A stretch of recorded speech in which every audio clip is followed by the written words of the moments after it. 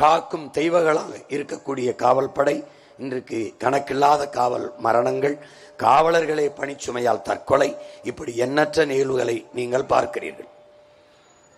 இன்றைக்கு காவல்துறை அதிகாரிகள் வந்தால் மாமா வர்றார், அவர் வர்றார் என்று ஏளனம் பேசுகிறதையெல்லாம் நீங்கள் பார்க்கிறீர்கள்.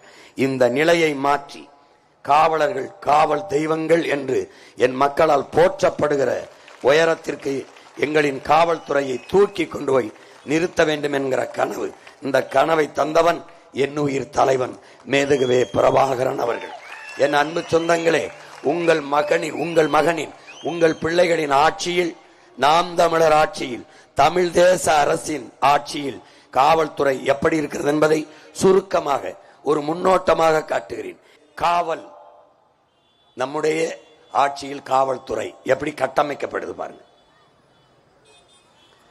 எந்த நாட்டிலும் சிறையிலையும் நீதிமன்றங்களையும் காவல் நிலையங்களையும் கூட்டம் குறைகிறதோ அந்த நாடு குற்றமற்ற சமூகம் என்று போற்றப்படும்.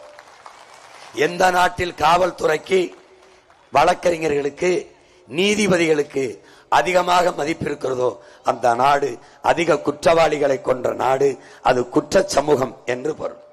எந்த நாட்டில் நீதிமன்றத்தில் கூட்டம் குறைகிறதோ, காவலர்களுக்கு வேலை இல்லை என்று ஆகிறதோ, வழக்கறிஞர் அந்த நாட்டில் ஒழுக்கம் இருக்கிறது, அறநெறி இருக்கிறது, நன்னறி இருக்கிறது, தர்மம் தலை தோங்குகிறது என்று பொருள். அந்த சமூகத்தை எப்படி ஒரு குற்றவாளிகளே உருவாகாத குற்றமற்ற சமூகத்தை உருவாக்குவதுதான் உங்கள் பிள்ளைகள், எங்களின் கனவு, நம்முடைய கனவு.